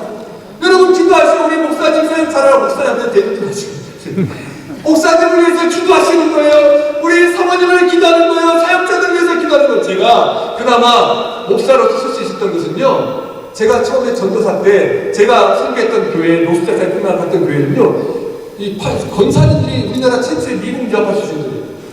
이분 자녀들이 다 한 가닥씩 있던 분들 고위공직자에 있는데 그분들은 어떤 분이 장로님한테 전도사님 제가 어제 런던에 갔다 와서 너희들 존스 목사님 언어 설교를 늑속으로 테이프를 가지고 영어로 듣고 있습니다. 기지고 가십니다. 근데요 그분들이 제가 전도사 때 자기 아들보다도 부족한데 저 올 때마다 전도사님 하고 자기 자신들 보는 앞에서 전도사님하고 90도로 인사하는데 제가 여러분 그만해지겠어요? 저를 만드신 분들은 장로님들이었고 권사님들이었습니다. 마찬가지로 사랑하는 여러분들의 삶의 현장에서 그 한 영혼들을 향해 기도하십시오. 여러분들이 복 받아서 장로가 된 거잖아요. 여러분 복 안 받았으면 장로 못 되잖아요, 사실. 장로가 됐다고 해서 복 받은 거 아니에요? 목사도 장로고 여러분 계급이 없잖아요. 정말로 저희 젊은 사역자들은요, 목사님 작은 꿈 갖고 우리 장로님들 때문에 목사가 됐다고 저는 고백합니다. 젊은 사역자는 다 그렇게 생각해요. 그런데 여러분, 장로님들이 지금까지 와 있는 것 자체가 복인데 이 복을 흘려보내라는 거예요. 누구에게요? 초신자들에게, 청년들에게. 그렇다고 막 가서 손잡고 막 포옹하고 그러지 마세요. 잘못하면 고소당할 수도 있으니까. 정말로 사랑하고 그 영혼들을 바라보고 그 영혼들을 위해서 여러분들 기도하실 때에 교회는 부흥합니다. 하나님은 그 교회에 사람들을 보내실 거예요. 우리 교회에 놀라운 일들이 일어나고 있습니다. 대동교회요, 우리 성도들이요, 우리 교회에 프랑스 애들이 오고 있어요. 프랑스 애들이. 저희가 군자에게 있거든요. 교회가요, 세종대, 건대, 한양대, 옆에 가면 서울 시립대도 있고요, 외대도 있고요, 막 대학들이 있습니다. 제가 볼 때 강북 이쪽에 대학 간 것 같아요. 성수동대 군자가. 근데 우리가 프랑스 토익 예배를 시작했어요. 하반기 때 프랑스 애들을 들러냈는데 제가 지금 한국에 있는 프랑스 애들이 헷갈릴 때가 있어요. 집교회하고 프랑스 애들도 와서 오고 막 외국 아이들이 찾아오기 시작했어요. 그러니까 우리 교회 성도들은 할머니, 할아버지 대부분인데, 할머니, 할아버지 왜 이렇게 미국 애들이 많이 온대? 그래서 제가 설명해, 미국 애들이 아니고 프랑스예요, 쟤는 중국이에요, 쟤는 누구 이야기를 하죠. 사랑 여러분, 한 영혼을 향한 뜨거운 열정, 그 마음을 가졌을 때 하나님이 살아나는데, 우리 한국교회에 희망이 있습니다. 우리 장로님 권사님들이 목숨을 걸고 기도하시고 영혼들을 위해 기도할 때 하나님은 저와 여러분을 통해 진정한 축복의 통로, 복이 멈추지 않고 흘러가는 정말로 놀라운 역사를 우리에게 저는 허락할 수 있습니다. 그럴 때 여러분, 이렇게 아담은 교회가 시작돼서 초대교회 시작되고 난 다음에 사도행전 역사를 보면, 사도행전 1장 8절을 외우겠습니다. 사도행전 1장 8절 다 읽으시죠? 자, 시작. 자, 다시 한번 이 정도는 우리가 외워야 참고하는 할수 있죠. 자, 시작. 오직 성령이 너희에게 임하시면 너희가 권능을 받고 예루살렘과 온 유대와 사마리아 땅까지 이르러 내 증인이 되리라. 아멘. 자, 오직 성령이 너희에게 임하시면, 자, 여러분에게 성령이 임했습니까? 임하지 않았습니까? 임했죠.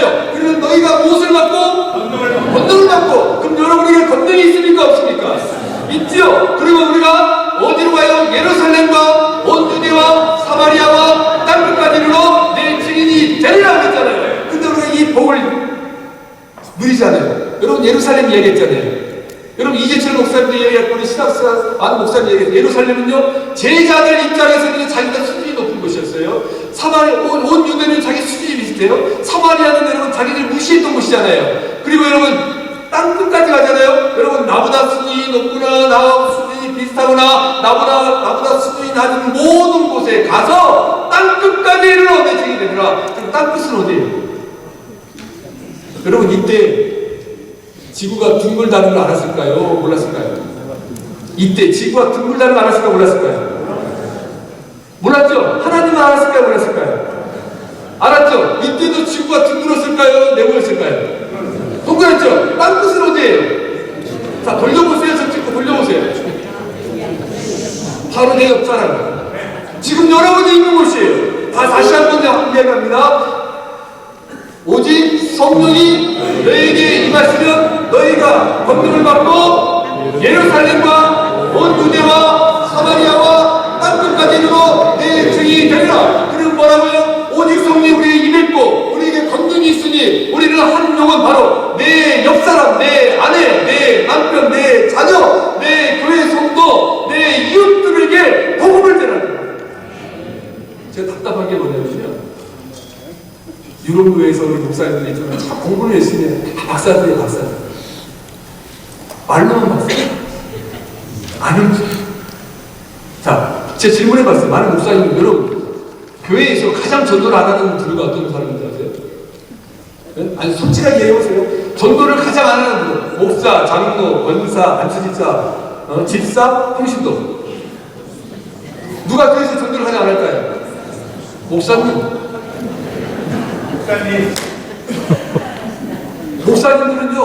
목사님들은요, 전도할 시간이 없어요, 사실. 근데 목사님들이 가장 전도를 많이 안 해요. 이러지 않습니까?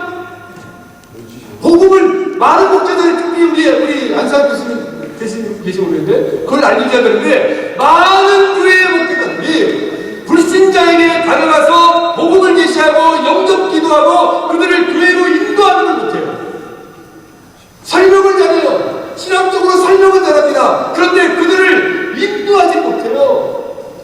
아닐 거라고 믿습니다. 우리 그러면 목사 장로랑 똑같으니까 우리 장로님들 어떻습니까? 교회에서 장로님들 정말 존대해봤습니까? 무시당해봤습니까? 저는 여러분 마지막으로 갈라디아서 6장 10절에 사도 바울이 나는 예수의 음정을 가졌다. 스티그마 예수의 음정 표정을 가졌다. 이 말이 뭐예요? 한 영혼을 향해 다가갔을 때 그들에게 복음을 전할 때 그들에게 복음 전할 때 무시당하고 멸시당하고 채찍질을 당하고 고통을 당하고 정말로 자존심 상하는 일들 억울한 일들 당하는 것 그런 환경 스티그마 이걸 예수의 음정이라고 얘기했어요.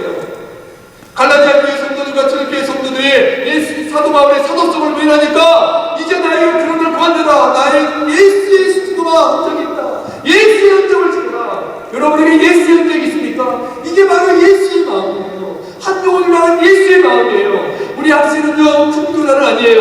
교훈 천교회예요. 근데 여러분 하나님이 여러분들 때문에 목회자를 만들었고 여러분들 때문에 교회를 유지시켰고 앞으로 저는 합신이 정말로 나라와 민족과 열방을 섬기는 새로운 대안이 될 줄 믿습니다. 총장님도 바뀌었고 우리 장로님들도 바뀌었고 이제 시대가 바뀌는데 그 길을 걷기 위해서는 진짜 바른 말씀 위에 바른 신앙이 있잖아요. 그렇잖아요. 바른 교회도 있습니다. 그런데 바른 생활을 통해서 한 영혼을 위해서 삶을 드리고 한 영혼을 위해 돈을 드리고 한 영혼을 쓰임하면서 투자를 하고 목숨을 바칠 때 하나님은 우리 합신교단을 쓰지 않겠습니까? 우리 장로님들의 교회를 사용하지 않겠습니까? 여러분 저는 목사입니다. 저는 제가 스스로 정의했어요. 목사는 목자다. 목자는 뭐하는 사람인가? 목자는 양을 돌보는 사람이다. 그러면 진짜 목자는 뭔가? 상급 목자와 진짜 목자는 양을 위해 죽을 수 있어야 된다는 거예요. 상급 목사도 자기 시간 안에서는요 이와 늑대가 오고 목숨을 싸웁니다. 근데 시간 지나면 가버려요. 그런데 여러분 진짜 선한 목자는 그 양을 위해서 불구덩이에 싸우고 들어가는 거예요. 괴롭히는 거예요. 그 양이 목자가 싫다고 떠나가면 어쩔 수 없어요. 불어 똥삐 어쩔 수 없어요. 그러면 그 양들을 위해서 싫은 소리를 해야 되는데 목사님들이 싫은 소리를 못해 성도가 떠날까 봐. 우리 대동교회 성도들은요 제가 무서운 목사라고 소문난 것 같아요. 할만하거든요. 권사님 장로님 그렇게 50년 동안 교회에서는 전도를 해오셨습니까? 간이부 목사죠. 그런데 정말 말씀입니다. 우리 장로님 목사님들이 겸손하셔. 사랑하는 여러분 생각해 보십시오. 정말로 우리가 한 영혼을 위해서 예수의 스티그마, 예수의 흔적, 예수의 마음이 있는가? 그 마음을 가지고 저와 여러분이 살아간다면 하나님은요 필요한 물질과 사랑과 학명과 여러 가지 조건들을 지어주실 줄 믿습니다. 여러분 축복의 통로는 한 영혼을 향한 예수의 마음, 예수의 스티그마, 예수의 흔적을 지닌 사람일 줄 믿습니다. 그 일이 쉽지 않을 거예요. 지난한 싸움일 수도 있습니다. 그런데요 하나님의 때가 되면 반드시 하나님이 진짜 도움을 저와 여러분에게 우리 합심 교단에게 허락하실 줄 믿습니다. 기도하겠습니다. 살아계신 아버지 하나님 감사합니다. 온 천지 만물을 창조하시고 지금도 살아계신 역사하고 계신 아버지 하나님, 우리 사랑하는 장로님 권사님들의 삶 속에 위대한 은혜가 있고 역사가 나타나게 될 줄 믿습니다. 오늘 이 자리에 있기까지 하나님이 지켜주시고 인도하셨기 때문임을 고백합니다.